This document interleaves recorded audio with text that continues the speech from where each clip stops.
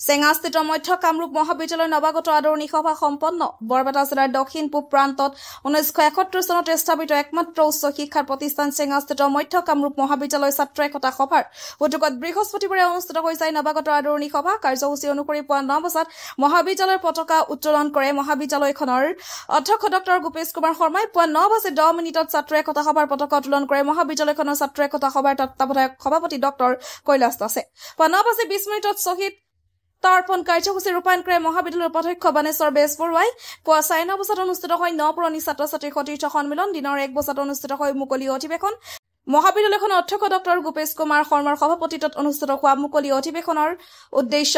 ব্যাখ্যা আৰু আদৰণি ভাষণ পাঠ কৰে ছাত্ৰ একতা সভাৰ সাধাৰণ সম্পাদক সানিদুল ইছলামে মুকলি অধিৱেশনৰ আৰম্ভণিতে মহাবিদ্যালয়ৰ ছাত্ৰ ছাত্ৰীৰ সমবেত সংগীত পৰিৱেশন কৰে মহাবিদ্যালয়খনৰ ছাত্ৰ ৰাজীৱ আলী ভূপেন্দ্ৰ সংগীত পৰিৱেশন কৰি দৰ্শকক আপ্লুত কৰি তোলে নৱাগত আদৰণি সভা মুকলি অধিৱেশনৰ নিৰ্দিষ্ট বক্তা হিচাপে উপস্থিত থাকি ছাত্ৰ ছাত্ৰীসকল উপকৃত হ'ব পৰাকৈ ভাষণ প্ৰদান কৰে বৰপেটা সত্ৰ বুঢ়া সত্ৰীয়া ডক্টৰ বাবুল চন্দ্ৰ দাসে ছাত্ৰ ছাত্ৰীসকলৰ মাজত অনুষ্ঠিত বিভিন্ন প্ৰতিযোগিতাৰ পুৰস্কাৰসমূহ মুকলি অধিৱেশনতে প্ৰদান কৰা হয় বিয়লি 3 বজাত অনুষ্ঠিত হয় সাংস্কৃতিক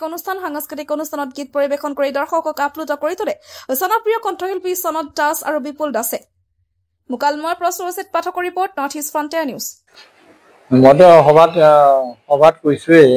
যিখিনি কথা এতিয়া মোৰ জীৱনৰ পৰিৱৰ্তন এটা আমাৰ অধ্যাপক আজি সত্ৰীয়া গতিকে হয় শিক্ষাৰ লগত ধৰ্ম জড়িত হৈ আছে তথাপি সম্পূৰ্ণ সুকীয়া আসনলৈ আহিছোঁ এই ক্ষেত্ৰত আমাৰ উপনিষদীয় শিক্ষা যিটো হয় আমি পাশ্চাত্য শিক্ষাৰে শিক্ষিত হৈছোঁ উপনিষদীয় শিক্ষাখিনি কিন্তু আমাৰ জীৱনৰ আচলতে পাথেয় এইকাৰণে আৰু মই বক্তব্যৰ মাজতো মাজে মাজে কৈছোঁ যে অকল লেখাপঢ়াতে আবদ্ধ নাথাকে এজন ছাত্ৰই সমাজখন আগুৱাই নিয়াৰ ক্ষেত্ৰত যিখিনি ভূমিকা ল'ব লাগে সেইখিনি আমাৰ শাস্ত্ৰসমূহে কৈছে আৰু বিশেষকৈ উপনিষদত যিখিনি আদৰ্শ দেখুওৱা হৈছে এই কথাখিনি হ'লে ছাত্ৰ ছাত্ৰীখিনিয়ে যদি তেনেকৈ লয় কথাখিনি যেনে মই এটা কৈছোঁ যে ভুঞ্জিথা তত্ত্বিন ভুঞ্জিথা এই বাক্যটো কৈছোঁ মই উপনিষদৰ কাৰণে যে তুমি ভোগ কৰা তুমি নিজৰ উপাৰ্জনেৰে যিখিনি পাইছা ভোগ কৰা কিন্তু ত্যাগৰ মাজেৰে ভোগ কৰিবা এই যিটো আদৰ্শ ভাৰতীয় আদৰ্শ কাৰণ ভাৰতীয় আদৰ্শত ত্যাগটো প্ৰধান কথা ৰামচন্দ্ৰ সিদ্ধ বছৰ ত্যাগ কৰিছিল গতিকে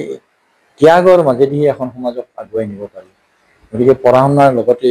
যদি সমাজৰ বাবে দহৰ বাবে দেশৰ বাবে যদি কাম কৰি যাওঁ তেতিয়াহে আমি আগুৱাই যাব পাৰিম আৰু মোৰ বাণীটো হ'ল অমুক বাণীটো হ'ল এই যে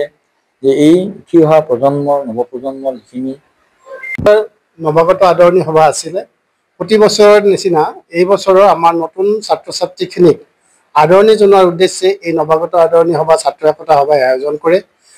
এইবেলিও ইয়াৰ ব্যতিক্ৰম নাছিল আচলতে হয় কি যে মহাবিদ্যালয়ত যিসকল ছাত্ৰ ছাত্ৰী পঢ়ে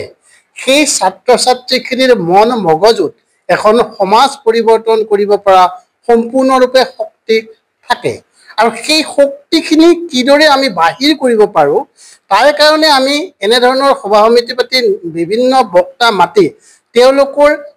জৰিয়তে আমি পথটো দেখাবৰ কাৰণে চেষ্টা কৰোঁ আৰু এইবেলি এই পথ দেখুৱাৰ বাবে আমি আমন্ত্ৰণ কৰি আনিছিলোঁ বৰপেটা সত্ৰৰ বুঢ়া সত্ৰাধিকাৰ মাননীয়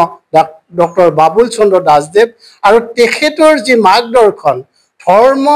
আৰু বৈজ্ঞানিক দৃষ্টিভংগীৰে এই ধৰ্মৰ লগতে শিক্ষা সংপৃক্ত কৰি তেওঁ যি সাৰগৰ্ভ ভাষণ দিছে মই আশা কৰোঁ যে আমাৰ ছাত্ৰ ছাত্ৰীসকলৰ হৃদয়ত আত্মবিশ্বাস উদয় হ'ব আৰু সেই আত্মবিশ্বাসে এটা নতুন পথৰ সৃষ্টি কৰিব যিটো নতুন পথেৰে গতি কৰি তেওঁলোকে সমাজ পৰিৱৰ্তন কৰিব পাৰিব আৰু নিজৰ সফলতা আজৰি আনিব পাৰিব এয়াই মোৰ আশা